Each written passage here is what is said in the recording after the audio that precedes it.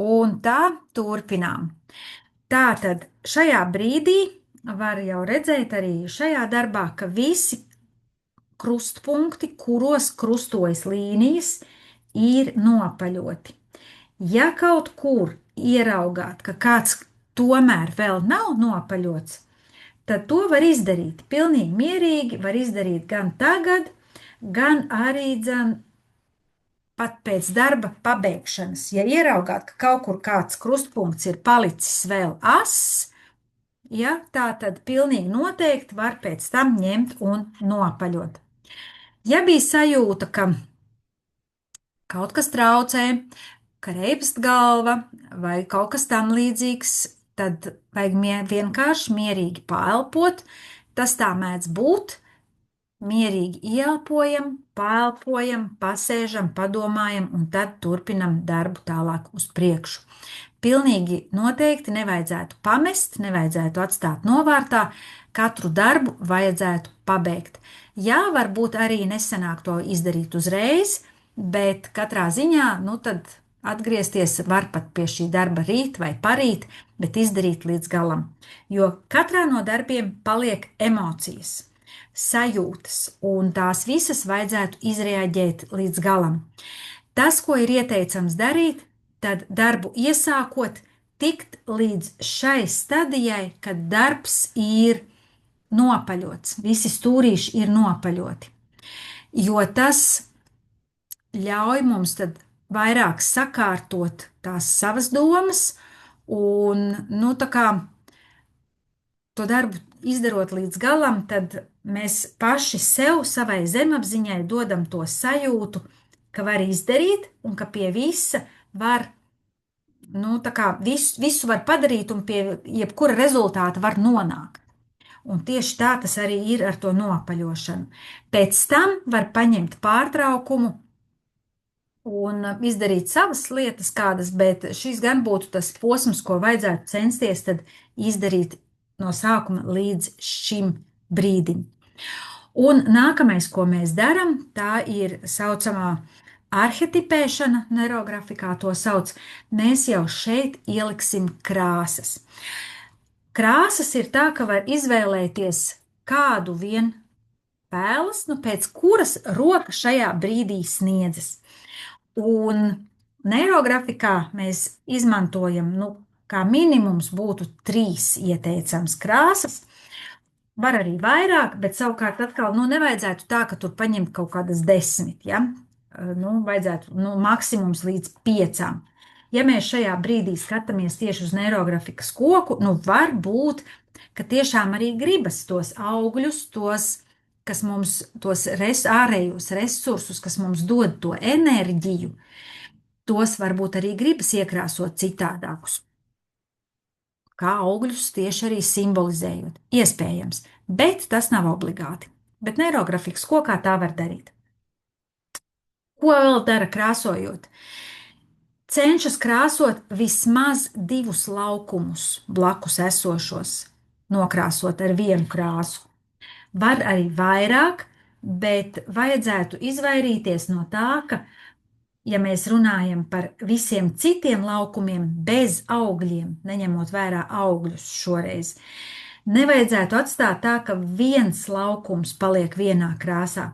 Ja tā gadās, tad ir 2 varianti, kā to var labot.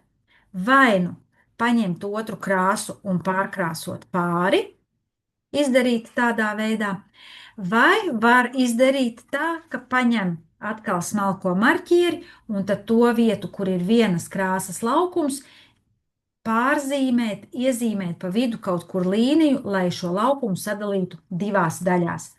Piemēram, ja es krāsoju, teiksim, man sanāktu šeit viens laukums tikai šajā krāsā,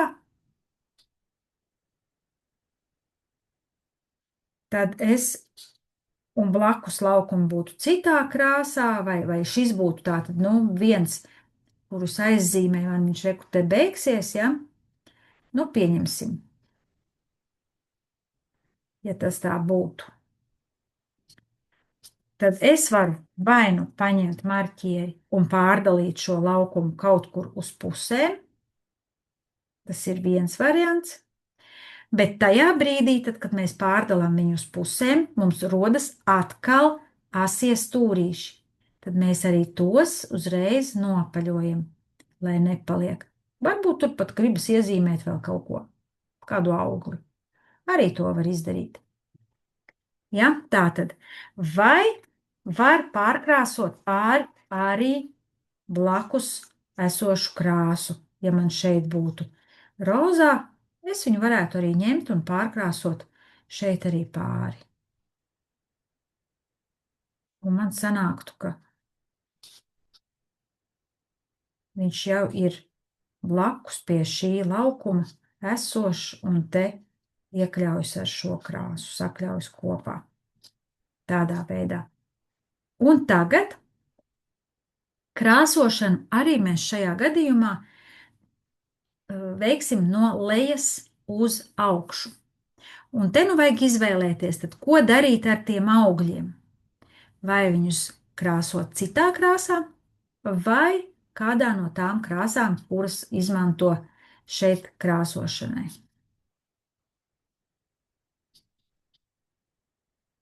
Jo, ja gribas padarīt viņus tādus redzamākus, droši,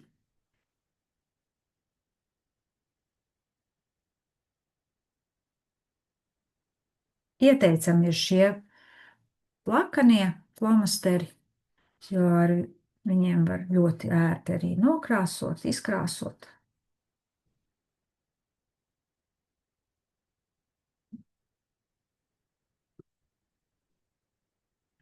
Un krāsojot arī tātad no lejas uz augšu. Un domājam atkal par tiem pašiem resursiem, par tiem, kas ir un kuri mums dod to iespēju domāt un realizēt jaunas lietas, sasniegt jaunus mērķus, iegūt jaunus resursus, kas mums dod enerģiju, realizēt ar vien jaunas lietas.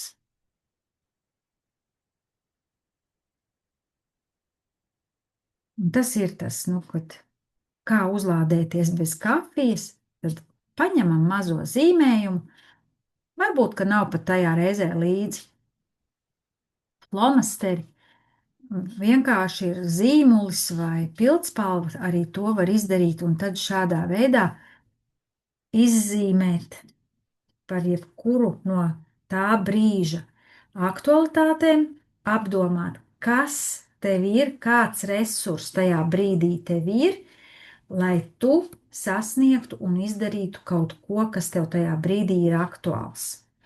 Un kā to jauno lietu piepildīt, kur gūt to jaudu, tad, kad liekas, ka viss apkārt ir, ai, kāds tur ir pateicis, tev nesanāks, tu jau tur ko tad tur, mums nav laika, vai tev tur atkal pamaz ir naudas, tev tur ir vēl kaut kādi traucējoši iemesli, kas tev to neļaus realizēt.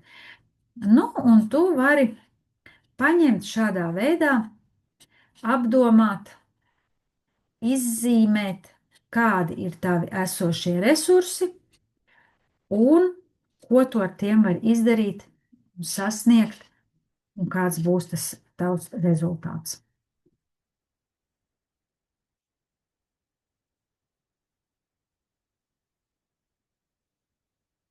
Un tā pilnīgi par jebkuru lietu.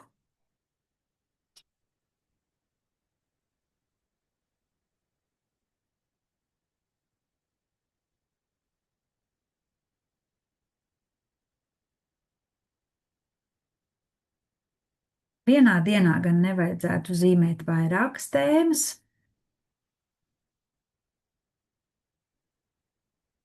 Vajadzētu zīmēt tikai vienu, bet var zīmēt vairākus zīmējumus par vienu tēmu.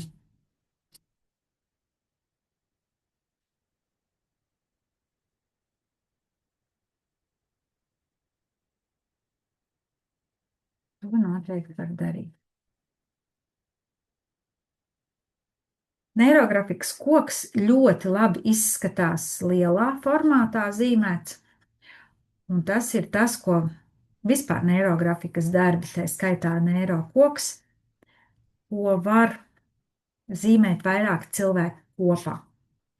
Un pat ļoti lielos formātos. Lielākais, ko es esmu redzējusi, ir vienā kafejnīcā uz sienas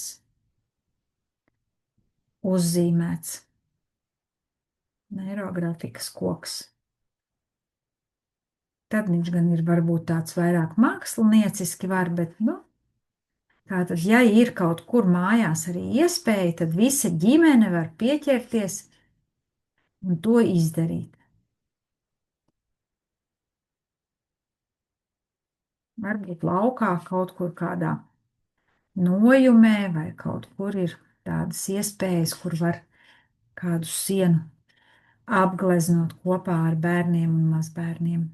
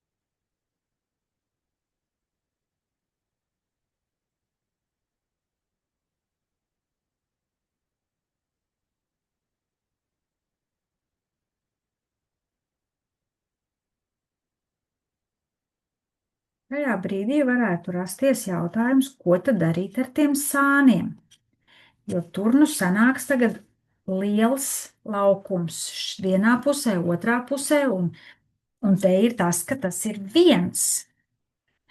Tad atbildi ir tā, ka šos sānus, kā jau es teicu, tā tad uzzīmējam, ievelkam kādu līniju blakus ar marķieri, nevis blakus, bet sadalam šo laukumu ar marķieri.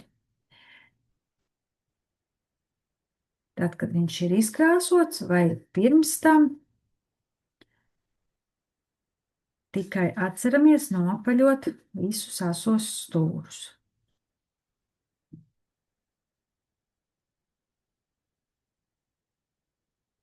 Un būtu varbūt vēlams šajā gadījumā, par cik tas ir koks, tad darīt tā, ka viņš ir uz savu kā fona. Tātad izvēlēties tādu krāsu tām malām, lai izceļas koka kontūra.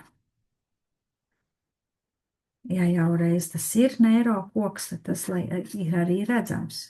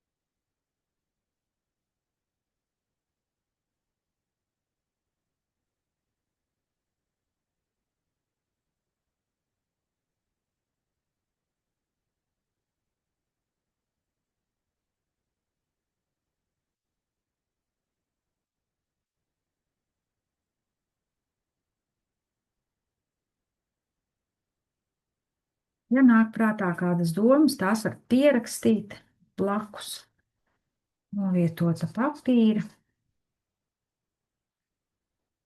Varbūt nāk prātā kāds risinājums. Tad, kad zīmējat vienas pašas mājās, tad, protams, var ieslēgt arī kādu mūziku fonā, meditatīvu. Tā, nu, lūk, tāds arī manā darbā var redzēt to, ka ir šis viens laukums. viens laukums izveidojies, kuru es ņemšu un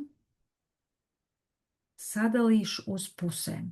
Un šeit arī nopaļoju stūrus. Un man ir divi, bet patiesībā man pat gribas, lai tur ir vēl vairāk.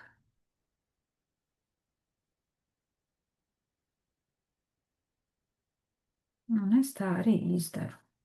Un lūk, vairs nav viens. Tas tāpat kā dzīvē, no katras vienas lietas mēs varam kaut ko izdarīt tā, ka tas attīstās un paliek vairāk. Tas ir kā ziedus, iesēt sēkliņas, un pēc tam izveidojas, izaug vairāk. Un tā ir raža.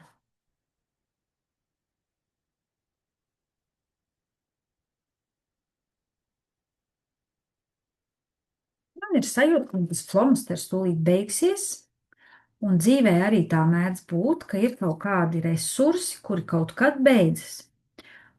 Un mēs vienmēr varam atrast risinājumu. Neirografikā risinājumu atrod tā, ka sadala laukumos un izkrāso krāsu tik, cik ir. Un tāpat arī dzīvē. Mēs izdomājam, kā mēs no katras situācijas varam atrast risinājumu. Visam.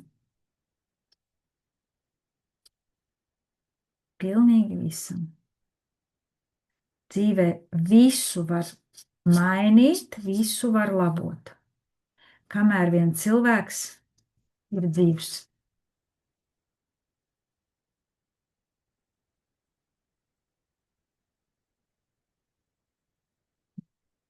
Ja nevar vienādi, var izdarīt citādi.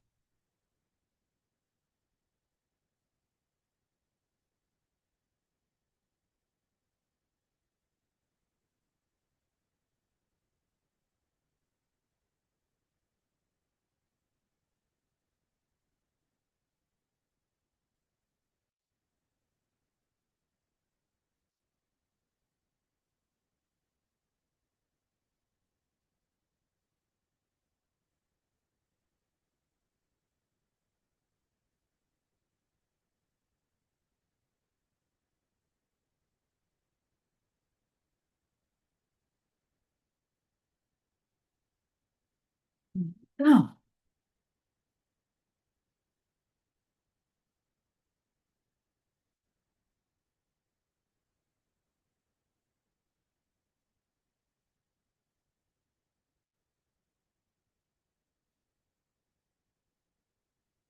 Jā, man tos augļus šoreiz gribas ieskrāsot, lai tie atšķiras. Galu galā man bija tik daudz un ir tik daudz resursi, jau esoši. Ir tas, ko es varu vēl izdarīt ar esošajiem resursiem, un es varu iegūt augļus, un es varu dabūt to, ko es gribu. Visu, ko vien tu esi izdomājusi, tu vari dabūt. Ir veids, kā tu to vari izdomāt un izdarīt.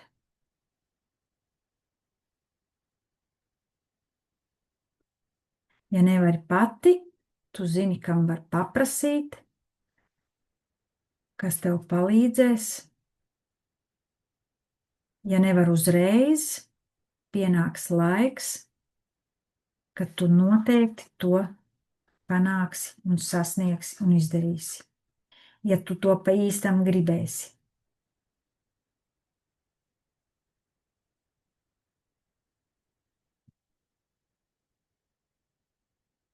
Nu, tālu. Tāds izskatās mans šī brīža neirokoks. Katram tas izdodas savādāks, nav pareizi, nepareizi. Katram absolūti ar neirografikas līniju ir līdzīgi kā ar rokrakstu. Arī tā to varētu teikt. Nu tā, Ejam tālāk, un tad, kad ir šis darbiņš ir izdarīts, un kad ir sajūta, ka tur vairs neko negribas tā kā pievienot šobrīd, bet varbūt, ka rītā tu gribēsi kaut kur iezīmēt vēl kādu augli savā zīmējumā, to pilnīgi noteikti var arī darīt un papildināt savu darbu. Tā tad, tad kad šis ir pabeigts, mēs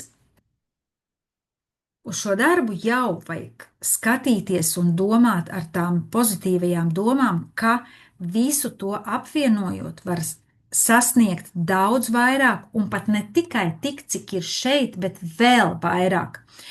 Un apvienojot enerģijas savas, un ja vēl ir blakus vēl cilvēku enerģijas, tad var sasniegt ļoti daudz labas lietas un lielas lietas. Un, lai tās vēl būtu vēl tādas pamatīgākas un nostiprināti, tad neirografikā ir lauka līnijas un lielā figūra. Un tad ar šīm lauka līnijām tās mēs zīmējam ar rupjo flomasteru, tādu stipri rupju marķieri, un tās ir parasti apmēram, nu, kādas 3 līdz 5 līnijas, kuras mēs velkam darbā un nostiprinam to sajūtu, ka jā, šis ir tas, kas manā dzīvē piepildīsies, ko es gribu, lai piepildas. Un šīs lauka līnijas ir tās enerģijas, nu, varētu teikt, tie lielceļi, enerģijas lielceļi, tās lielās trases, tās lielās virves, kas to visu satur. Un šeit mēs zīmēsim pa neirografikas koku. Ja citos zīmējumos mēs zīmējam savādāk, tad neirografikas kokā mēs šīs līnijas vilksim no saknēm uz lapotni. Līnija var kaut kur būt vilkta jau pa esošo līniju, bet viņa pilnīgi noteikti aiziet kaut kur, kur viņa nav pa jau novilkto līniju. Šīs mēs nenoapaļosim stūrīšus nekādus, kur krustojas. Un tā, nu es teiktu, ņemot vērā, ka mums ir tagad puse no A4 lapas, es teiktu, ka ar tādām 3 līnijām pietiks, un ar tādu domu, ka jā, šis ir tas, kas man dod spēku un enerģiju, šie resursi, lai es dabūtu to, ko es vēlos dabūt. Katrai ir noformulēts savs, un tā vienkārši velkam.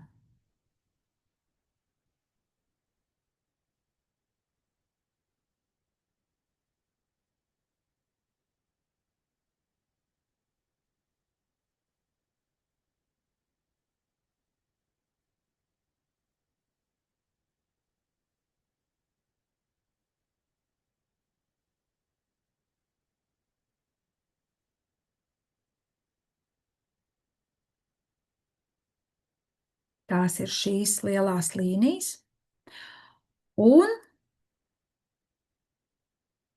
apskatot arī savu zīmējumu, var arī izdarīt tā, ka paliek un paskatās uz zīmējumu pa gabalu, paliek no sevis tā tālāk. Visi mākslas darbi jāskatās pa gabalu. Tad apskaties, kur vainagā tev iederas kāds lielais auglis. Nu, es teiktu, šobrīd viens tāds pamatīgs, kurš apvienotu vai nu jau tos ārējos resursus, kas ir tevī, kurus tu esi iezīmējusi un kas, ko tu apzinies jau, kas ir. Vai varbūt tie nav tik daudz uz tiem ārējiem, ka tie ir kādi laukumi, kuri tā kā pilnīgi prasās, ka es to figūru, to lielo savu sasniegumu, es iezīmēšu tur tieši. Varbūt, ka tev ļoti prasās kaut kur arī tajās saknēs no tiem saviem resursiem. Iespējams, nu, ka varētu arī būt šeit kaut kas. Tad gan šeit, gan arī, bet vainagā pilnīgi noteikti. Un padomā, ko tev simbolizē tieši tā figūra, kur tu uzzīmēsi. Un velc viņu ar tādu biezu līniju, ka tas ir tas tavs galvenais rezultāts un ko tev tas simbolizē. Un figūrai nav jābūt tur perfekti apaļai vai tādai. Viņa var būt arī kaut kur ovāla, kaut kur nu, netik gluda, kā tev gribētos, varbūt kādā brīdī šķiet.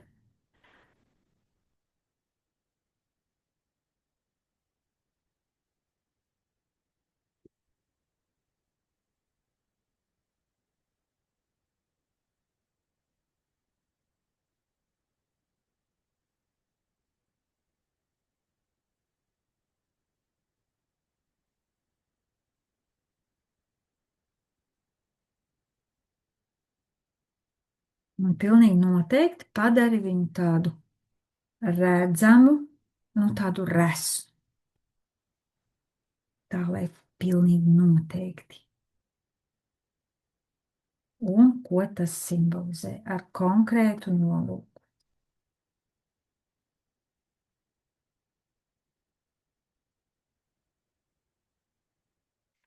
Un ja uzzīmējot to augšējo figūru, tev šķiet, ka man noteikti, kad ir tas mans resurs, kurš man varbūt vēl ir jāaktivizē un vēl vairāk jāpastiprina, vai tieši tas man vairāk palīdzēs, un tas tev ir lejā, tai saknēs, tai tavā pamatā, nu iezīmē, ja tev gribas viņu iezīmēt.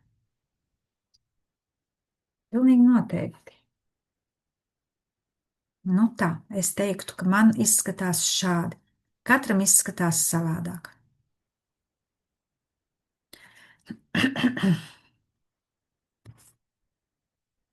Un tad, kad tas ir izdarīts,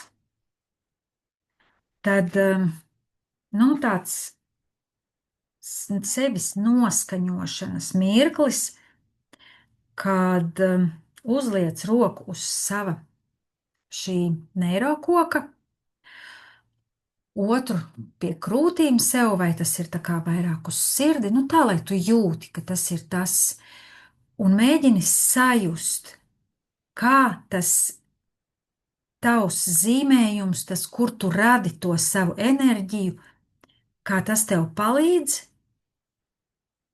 un kur ir tā enerģija. Vari aizvērt acis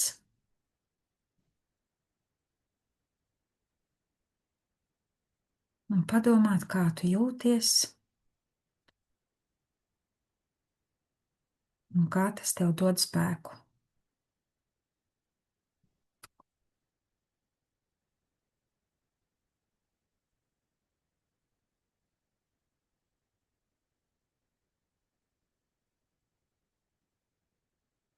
Vari arī 3 ielpas un izelpas.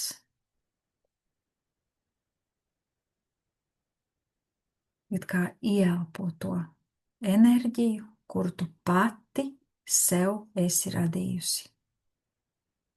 Pati sev.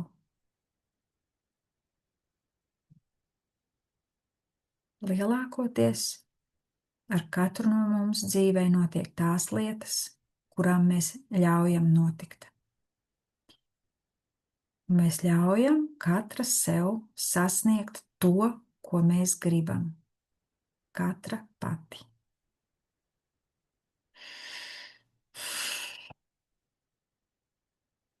Paldies par šo nodarbību un tiksimies kādā no nākamajām reizēm. Tas šovakar es izslēgšu tagad ierakstu.